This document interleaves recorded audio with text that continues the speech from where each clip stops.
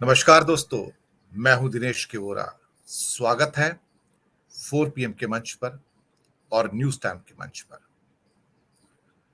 दोस्तों, आपके सामने मैं बहुत सारे ऐसे विषय लेकर आता हूं जो आपको उद्वेलित करते हैं। जो घटनाएं भारत में घट रही हैं उसके बारे में मैं आपके पास खबरें भी और उसका विश्लेषण दोनों किसी न किसी रूप में आपके सामने पेश करता हूं। आप उन विश्लेषणों को पसंद कर रहे हैं, इसके लिए आपका आभार। इससे पहले कि मैं अपना विषय कि बीजेपी भारत की नई ईस्ट इंडिया कंपनी है, इस पर मैं बात करूं, आपका मैं शुक्रिया अदा करना चाहूंगा कि आप जो इतना प्यार, इतनी मोहब्बत इस प्रोग्राम को दे रहे हैं। और आपसे बार बार गुजारिश करता हूं कि आप 4 पीएम के मंच को सब्सक्राइब कीजिए और साथ में न्यूज टाइम दिनेश के वोरा का यूट्यूब चैनल जो है उसको भी सब्सक्राइब कीजिए, ताकि बेहतरीन विश्लेषण और पत्रकारिता आप तक पहुंच सके, सीधे सच्चे रूप में। आते हैं अपने विश्लेषण पर कि भारतीय जनता पार्टी इस देश की एक नई ईस्ट इंडिया कंपनी है। इसका मकसद है सब कुछ बेचना और सारी की सारी दौलत चंद हाथों में सौंप देना। आपने ईस्ट इंडिया कंपनी के राज में अपनी किताबों में पढ़ा है, स्कूल कॉलेजेस में पढ़ा है, इतिहास के पन्ने भरे हुए हैं कि कैसे कुछ व्यापारी इंग्लैंड से आए थे, यानी कि ब्रिटेन से आए थे, और कैसे व्यापार के बहाने उन्होंने पूरे हिंदुस्तान पर अपना साम्राज्य बसा लिया था। दरअसल पैसे की ताकत यही होती है। उस पैसे की ताकत से ईस्ट इंडिया कंपनी ने भारत के अंदर पहले लोगों से फेवर जीते। फेवर जीतने के बाद धीरे धीरे उन्होंने अपने रंग दिखाने शुरू किए, जैसे कि दुनिया के कई देशों में। फिर उन्होंने कुछ क्षेत्रों पर अधिकार कर लिया और बाद में अपनी सेना खड़ी कर ली। उस सेना में काम करने वाले कौन थे? अधिकतर भारतीय। प्रमुख कौन थे? ब्रिटिश। आप यकीन मानेंगे कि 250 साल हिंदुस्तान को गुलाम रखने वाले ब्रिटिश हिंदुस्तान में जहां करोड़ों लोगों को गुलामी सहनी पड़ी, कुछ लाख अंग्रेजों के हाथों, लाख 2 लाख बस, इन्होंने हिंदुस्तान के करोड़ों लोगों पर राज किया। यही खूबी थी ईस्ट इंडिया कंपनी की। और बाद में फिर 1857 के संग्राम के बाद वो सारी राज सत्ता 1858 में क्वींस प्रोक्लेमेशन, यानी कि महारानी विक्टोरिया की जो घोषणा थी, उसके अंतर्गत सारा का सारा भारतीय साम्राज्य ब्रिटिश साम्राज्य का हिस्सा बन जाता है। दोस्तों, व्यापार करके इन लोगों ने अथाह पैसा ब्रिटेन में भेजा। ब्रिटेन की जो दौलत है, संपदा है, समृद्धि, उसमें बहुत बड़ा हिस्सा भारत का। दरअसल भारत की बदनसीबी रही है कि यहां ऐसे लोग और ऐसे व्यापारी आते रहे जिन्होंने इस देश को लूटा, और इस देश को लूट कर, और वो भी लूटना नहीं कहोगे, इलीगली पैसा इकट्ठा कर रहे हैं और लोगों को पता भी है, और उसके बावजूद वो कुछ नहीं कर पाते हैं और सारी दौलत चंद हाथों में चली जाती है, ब्रिटिश साम्राज्य के पास चली जाती है। और भूखे नंगे असहाय गरीब भारतीय सिर्फ देखते रह जाते हैं, सिर्फ देखते रह जाते हैं। कहते हैं वक्त बदलता है, रवायतें नहीं बदलती हैं। आजाद भारत के बाद हमने सोचा था कि अब भारत के राजनीतिक दल इस देश का उत्थान करेंगे, लेकिन कहते हैं कि कुछ चीजें कभी नहीं बदलती, सिर्फ चेहरे बदलते हैं और कुछ नहीं होता। नाम भी बदल जाते हैं लेकिन उनके कर्म नहीं बदलते। जब 140 करोड़ लोगों की दौलत लेकर चंद हाथों में सौंप दी जाए तो इसे आप क्या कहेंगे? बिल्कुल आपने सही सोचा। भारत के अंदर एक नई ईस्ट इंडिया कंपनी का उदय हुआ है। ये ईस्ट इंडिया कंपनी है भारतीय जनता पार्टी। भारतीय जनता पार्टी का रवैया और कार्यशैली वही है जो ईस्ट इंडिया कंपनी की थी। जनता से अधिक कर लेना, टैक्स वसूलना, जिसे कहते हैं लगान। लगान ऐसा कि जहां उस समय जो हमारे किसान या मजदूर होते थे उनसे सब कुछ ले लिया जाता था अंग्रेजों के द्वारा। यहां भी भारत की असहाय गरीब जनता से सब कुछ ले लिया जाता है पेट्रोल और डीजल के टैक्सेस के नाम पर। दूध, दही, गेहूं, चावल, रागी, जवार, जौ, कोई चीज नहीं छोड़ी जिसके ऊपर कर लगा के ये अपने खजाने ना भरें। East India company Bharatiya Janata party और सरकार किसकी? East India company Bharatiya Janata party की। और उसके बाद जैसे अंग्रेजों ने भी थोड़े बहुत पोस्ट ऑफिस बना दिए, कुछ सड़कें बना दी, कुछ रेलवे बना दिए, ये लोग भी थोड़ी बहुत सड़कें बना देते हैं, थोड़ी बहुत चीजें आपको दिखाने के लिए कहते हैं कि देखो हमने ये बनाया है। लेकिन आपने कभी सोचा कि कितनी ज्यादा दौलत जो हमारे यहां खर्चा हो रहा है उससे बहुत ज्यादा दौलत चंद हाथों में ये लोग सौंप देते हैं। आज वो क्वीन विक्टोरिया नहीं है जिसके हाथों में वो दौलत जाती थी। आज यहाँ पे बहुत सारे महाराजा हैं। उन महाराजाओं के पास वो सारी की सारी दौलत है। भारत के जो टॉप के 100 लोग हैं उद्योगपति, जी हाँ, टॉप के 100, भारत की 50% से ज्यादा दौलत उनके पास है। आप सोचिए, क्या ये उससे अलग है जो ब्रिटिश राज में होता था?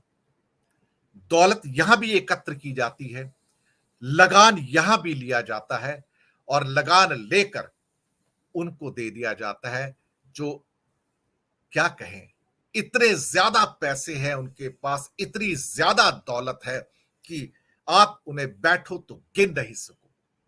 उनमें ऐसे लोग हैं जो 5 साल पहले तक भारत में कुछ नहीं थे और 5 सालों के बाद दुनिया के तीसरे सबसे बड़े रिच व्यक्ति बन जाते हैं। क्या भारत में एक नया ब्रिटिश एम्पायर खड़ा हो रहा है? जी हां, ये उद्योगपति उस ब्रिटिश एम्पायर की एक तरह से कहा जाए तो एक प्रतीक है इस समय। अब एम्पायर कौन है जिसको पैसे दिए जा रहे हैं? अब महारानी विक्टोरिया कौन है? अब यहाँ पे ऊपर कुछ महाराजा बैठे हुए हैं उद्योगपतियों, जिन्हें आप महाराजा कह सकते हैं, क्योंकि इनके पास जो दौलत है वो क्वीन विक्टोरिया के पास भी नहीं थी। जी हां, अकूत दौलत, इतना धन की आप गिन नहीं सकते। ऐसा धन की जो पूरी दुनिया कोविड काल के अंदर गरीब हो रही थी, संघर्ष कर रही थी, एक वक्त की रोटी के लिए गुहार लगा रही थी, जब लोगों के पास पैसे नहीं थे, घर गहने बेचकर इलाज करवा रहे थे, ऑक्सीजन नहीं मिलती थी, 50 लाख लोग इस देश में मर गए। वैसे ही मर गए जैसे अंग्रेजों के काल में कभी भुखमरी आती थी, कभी अकाल पड़ता था, कभी वहां पर भी क्या कहते हैं कि 1918 का वो एक महामारी आई थी इसी टाइप की, जिसमें लाखों लाखों हिंदुस्तानी मारे गए थे। बिल्कुल वैसे ही अब मारे गए हैं इस राज्य में। तब ब्रिटिश एम्पायर था, अब भारतीय जनता पार्टी यानी कि ईस्ट इंडिया कंपनी का एम्पायर है। कोई फर्क नहीं है, सिवाय इसके कि गरीब आज भी असहाय है। आज भी 100 करोड़ लोगों को खाने को रोटी नहीं, और इनकी दौलत उसी कोविड काल के अंदर जब भारतीय असहाय थे, रो रहे थे, गरीब थे, 70 करोड़ और 100 करोड़ के बीच में प्रति घंटा बढ़ रही थी।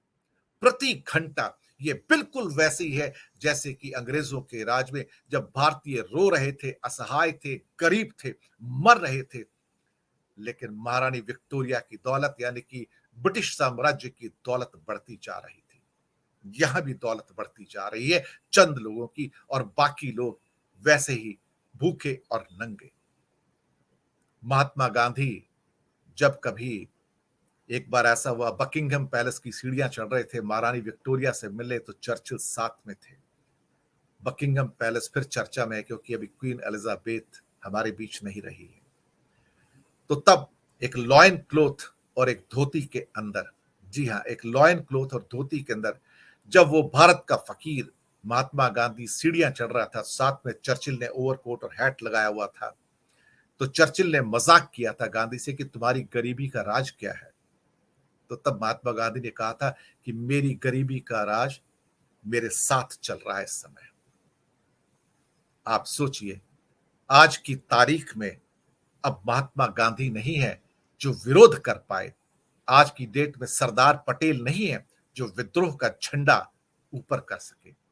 आज की तारीख में कोई नहीं बोलने वाला कि इतनी अकूत दौलत चंद हाथों में कैसे जा रही है।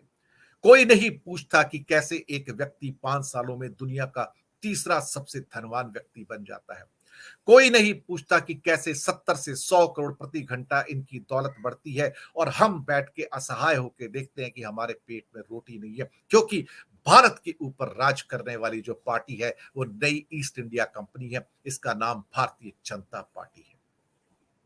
इसका काम भारत को अस्थिर करना है, जी हां, डिस्टेबलाइज करना है। कोई पार्टी नहीं जिसको ये तोड़ नहीं रहे हैं। ये हर एक को खरीद लेना चाहते हैं, हर एक को बेच देना चाहते हैं। देश को बेच रहे हैं, जी हां, देश के टुकड़ों को बेच रहे हैं, देश की संपदा को बेच रहे हैं, देश की दौलत को बेच रहे हैं। कभी बिजली के खंभों को बेचते हैं, कभी गैस की पाइपलाइनों को बेचते हैं, रेलवे ट्रैक्स को बेचते हैं, रेलवे स्टेशन को बेचते हैं। दोस्तों, ये लोग हवाई अड्डों को बेचते हैं, ये लोग बंदरगाहों को बेचते हैं। हिंदुस्तान में कोई ऐसी चीज नहीं है जिसे ये ना बेचते हो। आप यकीन रखिए, ये लोग देशभक्ति के नाम पे एक दिन देश भी बेच देंगे और आपको पता नहीं लगेगा।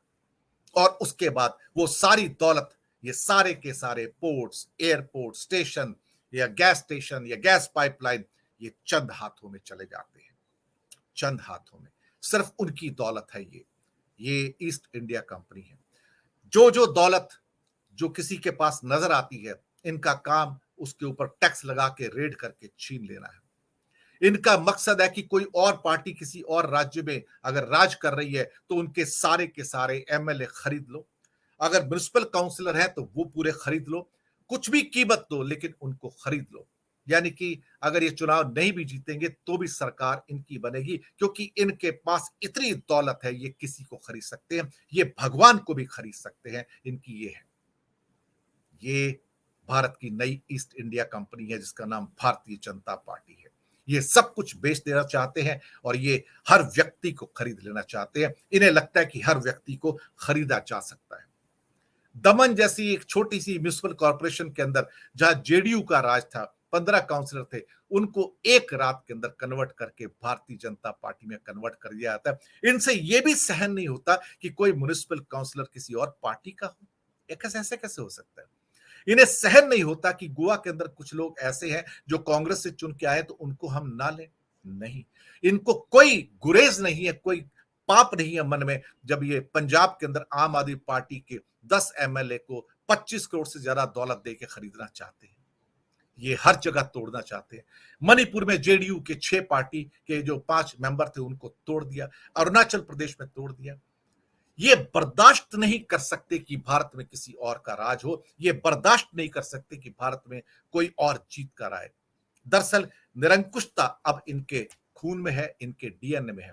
जो हेड गेवार और गोलवलकर से स्टार्ट हुई थी, एक सोच, एक विचार, एक रंग, एक खाना, एक लिबास, सब कुछ एक, यानी कि देश में होगा एक पार्टी का राज, विपक्ष मुक्त। इन्हें विपक्ष मुक्त राज चाहिए, क्योंकि भारतीय जनता पार्टी का जो चलाने का एजेंडा है, वो एजेंडा वही एजेंडा है जो रशिया में पुतिन का है, कि यहां पर कोई विपक्ष नहीं होगा।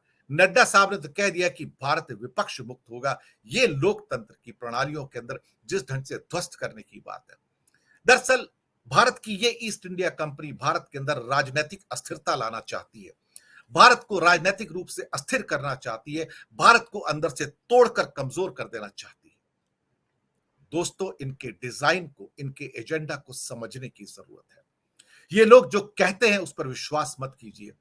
ये सारी दौलत लूट के चंद हाथों में देना चाहते हैं। देर हो गए, दे चुके हैं।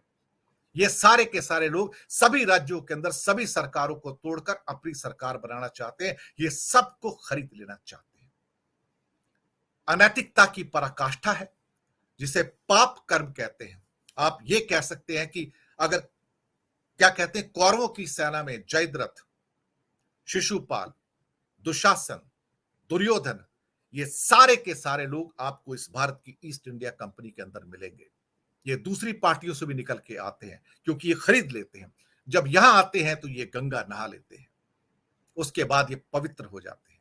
लेकिन इनका एजेंडा भारत को आगे बढ़ाना नहीं, इनका एजेंडा चंद लोगों को आगे बढ़ाना है। ये उसके लिए किसी भी सीमा तक जा सकते हैं, किसी भी सीमा को जाके किसी भी जो आप क्या कहते हैं कि डोमेन्स होते हैं उसको तोड़ सकते हैं। आज इन्हें चुनौती देने वाला कोई नहीं है। ब्रिटिश राज में चुनौती देने वाला एटलीस्ट एक व्यक्ति आया था, जिसका नाम था गांधी। लेकिन गांधी भी 1000 साल में एक पैदा होता है, और दमनकारी जो प्रवृत्तियां हैं, जो शक्तियां हैं, वो तो हर युग में रहती है, आज भी है। निरंकुशता, तानाशाही, अधिनायकवाद और हर चीज खरीद लेने की क्षमता इस पार्टी में है। जी हां, भारत की नई east India company, Bharatiya Janata party, नैतिकता नहीं, अनैतिकता की पराकाष्ठा। दरअसल ये पार्टी ने भारत के अंदर कुछ ऐसे आयाम स्थापित कर दिए हैं, ऐसी एक क्या कहते हैं पाप की कक्षा स्थापित करती है, जिससे बाहर निकल पाना बहुत मुश्किल होगा। कहते हैं देशों के विनाश काल और विकास काल ऐसे ही होते हैं। जब कोई देश इन जैसी कंपनियों के हाथ में पड़ जाता है। भारतीय जनता पार्टी राजनीतिक दल नहीं है, ये एक कंपनी है, ईस्ट इंडिया कंपनी है, which is out to sell every asset of India and which is also to get every tax penny from the people of India and hand it over to the few people of this country. आप सोचिए, जिस देश में भारत की 90% की जनता जो है उसके पास 10% की दौलत हो, और जो टॉप के लोग हैं उनके पास 90% की दौलत हो, तो कोई क्या करेगा। इस इनइक्वालिटी, असमानता को बढ़ाने में कौन सहायक है? भारत की ईस्ट इंडिया कंपनी, यानी कि भारतीय जनता पार्टी। दोस्तों, सोचिएगा कभी कि भारत को कैसे अंदर से कमजोर करके अस्थिर किया जा रहा है, कैसे हर एमएलए, हर एमपी को खरीदा जा रहा है, इवन म्युनिसिपल काउंसिलर को खरीदा जा रहा है। पैसे के बल पर ये लोग कुछ भी खरीद सकते हैं, ये भगवान को भी खरीद सकते हैं। आज मंदिर इनके हैं सब, जहां जाओ इनकी मर्जी से अगर होगी तो आप मंदिर में प्रवेश कर सकते हो, इनकी मर्जी नहीं होगी तो आप मंदिर में प्रवेश नहीं कर सकते। आज भगवान भी देखा जाए तो शायद इस हिंदुस्तान के अंदर पराधीनता का अनुभव कर रहे होंगे कि ये कौन से शासक आ गए जो नाम तो मेरा लेते हैं लेकिन निरंकुशता की सारी सीमाएं पार कर जाते हैं। और इनकी जो निरंकुशता है, इनका जो अधिनायकवाद है, इनके जो कार्यकाल है या कार्यक्रम है, वो सारे के सारे वही हैं जो ईस्ट इंडिया कंपनी के थे। स्वागत है भारत में नई ईस्ट इंडिया कंपनी का। राज उनका भी लंबा था, राज इनका भी लंबा चलेगा। एक गांधी का इंतजार आप कीजिएगा, मैं भी कर रहा हूं। फीडबैक दीजिएगा, प्रोग्राम कैसा लगा।